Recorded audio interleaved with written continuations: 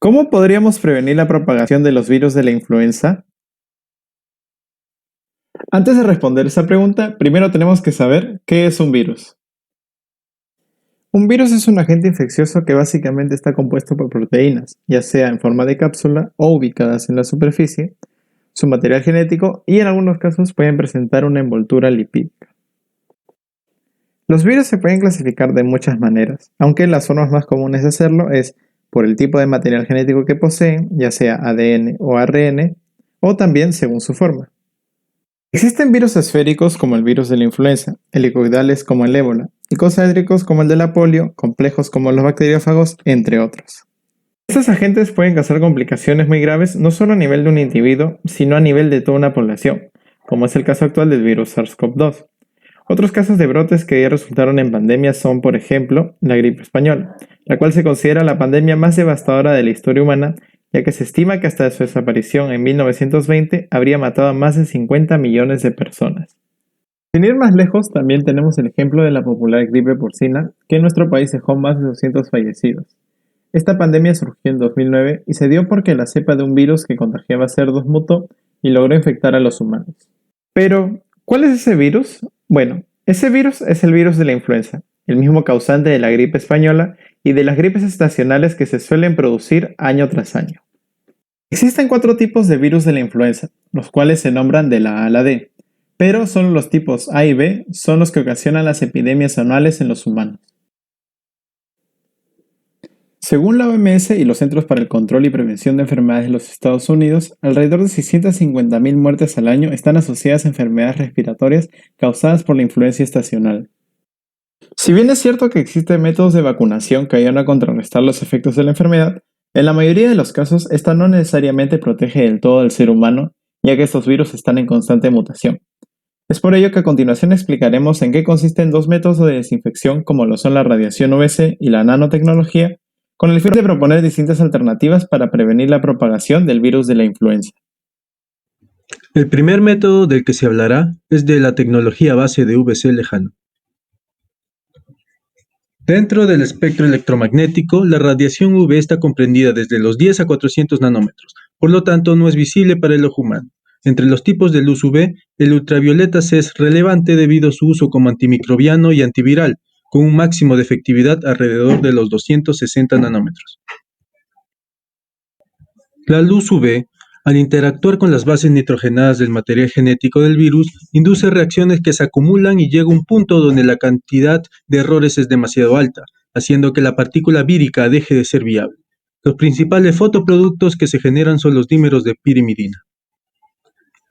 El problema de la VC convencional es su uso restringido a ciertos ambientes, pues no solo daña a los virus, sino también a las personas.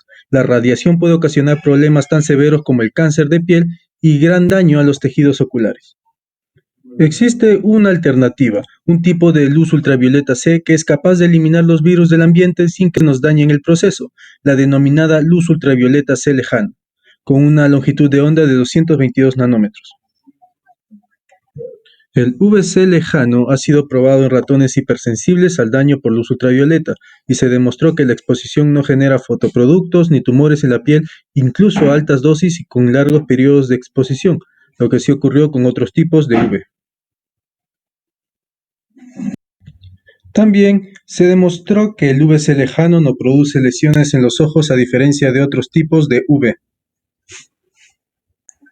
Por lo tanto, el uso de la radiación ultravioleta C lejana es segura.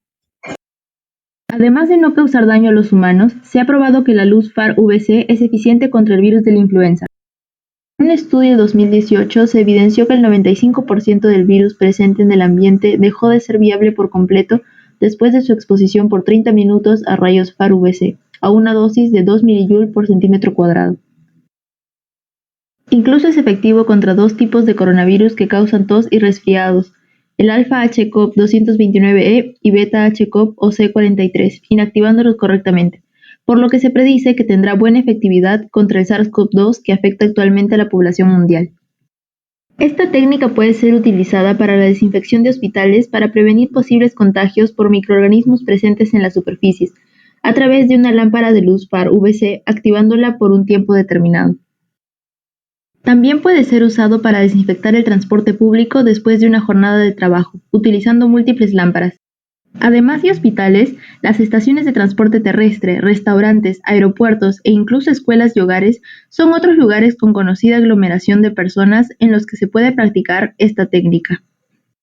Otro método prometedor es la nanotecnología a base de partículas de agua modificadas. Pero, ¿qué son exactamente? Pero antes, debemos conocer el tamaño de una nanopartícula. Esta línea nos permite ver que, al igual que los virus, estas ingresan a la escala nanométrica, de 10 a 150 nanómetros respectivamente.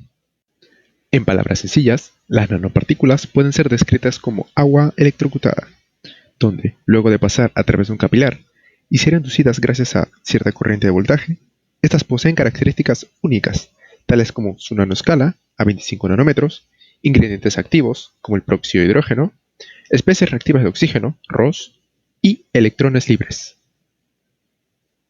Pero, ¿cómo es que estas características combaten a los virus?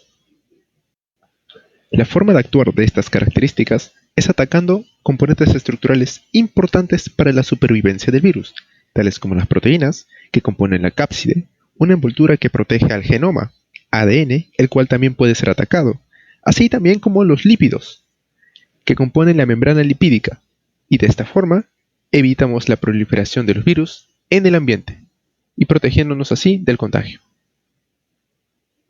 ¿Incluir peróxido de hidrógeno como ingrediente activo ayuda? Bueno, estudios demuestran que sí. Por ejemplo, interpretando la gráfica de la izquierda, aquellas nanopartículas que poseían peróxido de hidrógeno como ingrediente activo lograron inactivar 94% más las partículas del virus de la influenza en el ambiente que aquellas nanopartículas que no poseían el peróxido de hidrógeno como ingrediente activo. Asimismo, es importante corroborar si las características fisicoquímicas de las nanopartículas de agua son suficientes para permitir su estabilidad en el ambiente. Es así que en un estudio se encontró que tras rociar superficies con las nanopartículas, éstas se mantuvieron presentes hasta más de 60 minutos en la misma cantidad y en el mismo tamaño. Por otro lado, tras realizar pruebas en cajas ventiladas con estas moléculas, se encontró que permanecía su concentración después de 30 minutos y luego de una hora recién comenzaba a declinar, indicando su estabilidad en el aire. ¿Y cómo afectaría a la salud si nos expusiéramos a las nanopartículas de agua? Para ello, primero es necesario entender que tras realizar procesos de inhalación y exhalación hay cambios de volúmenes en los pulmones y estos cambios se pueden representar en un patrón con valles. Una alteración de este patrón representaría problemas respiratorios. Es así que en un estudio con ratones no se obtuvo un cambio en el patrón respiratorio tras exponerlas a las nanopartículas. Por otro lado, se ha registrado que las nanopartículas a base de metales pueden dañar a los pulmones si son inhaladas. Para ver si esto también es una complicación de este método a base de agua, mediante un modelo animal se usó biomarcadores de inflamación y daño pulmonar como proteínas y células del sistema inmune. Se obtuvo que tras inhalar las nanopartículas, los biomarcadores se encontraban en las mismas concentraciones, lo que indica que no hubo inflamación y que los pulmones no se afectaron. En cuanto a su aplicación, este método es más adecuado para lugares cerrados como hospitales, edificios, casas e incluso para sistemas de limpieza de manos. Las dos tecnologías propuestas presentan sus propias ventajas y desventajas. Las ventajas del método VC lejano son su alto nivel de descontaminación con bajas dosis, es segura y es una tecnología que existe en el mercado. Sin embargo, su costo más elevado que las fuentes convencionales de UV y los obstáculos físicos que producen sombras son aspectos que juegan en contra. Por otro lado, las ventajas del método a base de partículas de agua es que pueden ser potenciadas al incorporar ingredientes activos, tendrían un costo bajo y no es tóxico. La principal desventaja es que esta tecnología aún no se encuentra disponible en el mercado.